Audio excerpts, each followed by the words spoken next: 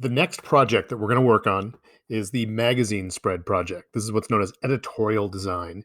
You're going to take the magazine cover that you made, and you're going to assume that there's an article on the inside that we're going to lay out. So what you're going to do is you're going to do this layout in InDesign. However, we still will use a little bit of Photoshop and a little bit of Illustrator on the project. For if you have any photo manipulation you want to do, if you want to cut something out, if you want to merge stuff together, you'll use Photoshop for that and then place the photo in InDesign. And then if you're going to do something fancy with the title of the article, which I recommend, we'll use Illustrator for that. And then we'll also just file and place that document into InDesign. So let me show you some examples. These examples that I'm going to show you are a combination of ones of students from the past, as well as professionally designed magazines. With this, you're going to be doing a 4-page spread.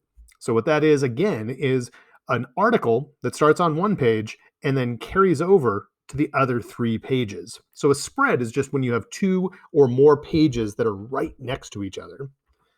Here's an example of some student work as well as some professional work. This is one from a student from a year ago. Really nice opening spread, carrying the starting the article and then carrying it over onto the second spread. It's another example. It's another one of my students' work. You're going to learn a lot of vocabulary about the title, the byline, the folio, this thing called a pull quote, these headings or subheadings, drop cap. We're going to learn a lot about the different terminology around this. Here's another one. Another one of my students.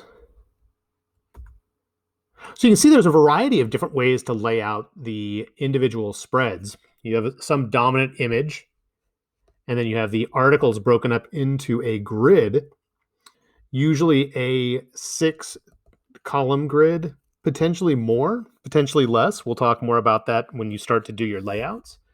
Here's another one a student of mine did.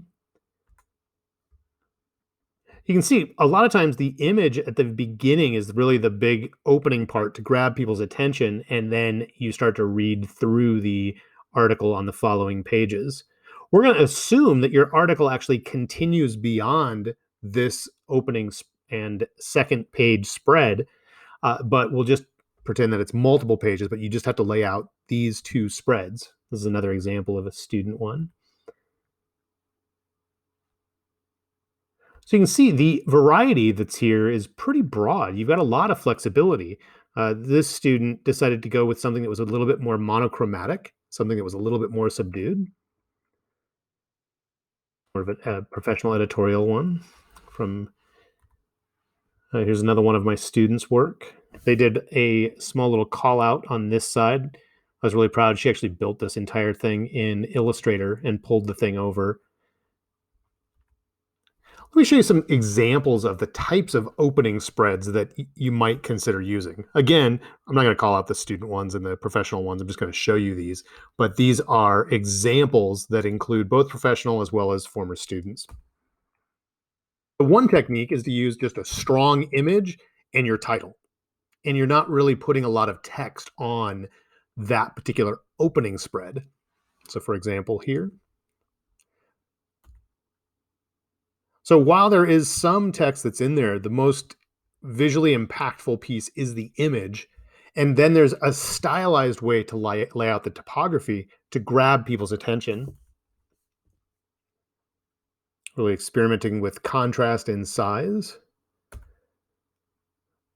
Using the image to help convey the story, but then also using Illustrator to create interesting typography for the headline.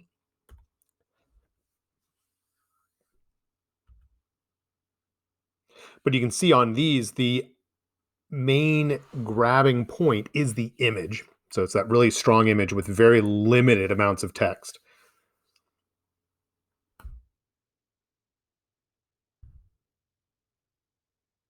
And then you take some of the stuff that you've put on the first spread and you carry that into the main article for the second spread. Here's another example where you would actually start with a strong image, but then have a little bit more text that's on there. It's as if you're starting the article on that first spread, and then the rest of it gets carried into the second spread. So you can see these are a little bit more heavy on the text, but the image is still strong. You really want to have a really eye-catching image that's going to be able to tie in with the topography that you use and be able to get people to want to read this article.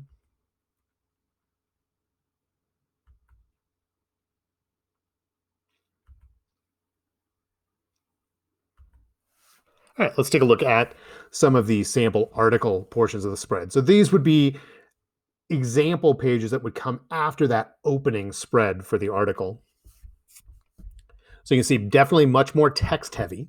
Doesn't mean that the entire thing has to be text. You can include quite a few images and stuff there. But notice the grid structure that's in place. You've got areas that there is a clear defined edges behind the scenes. And we'll talk more about how to build that.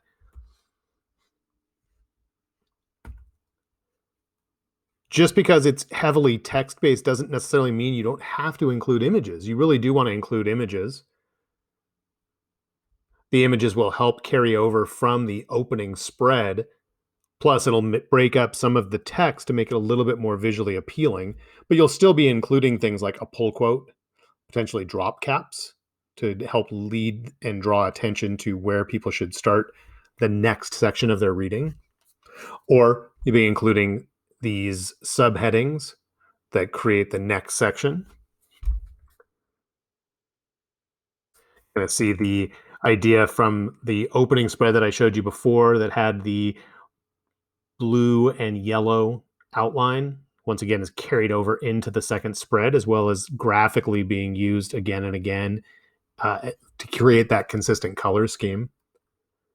Same kind of thing here with the color scheme, using the same colors. Looks like they've pulled some of the blue and some of the brown out of the images and have used that repeatedly as elements within the page as well as within the folio. You can even do infographics. These are really interesting little things to make information a little more visually appealing and interesting, still including a pull quote of some sort to make it look interesting as well.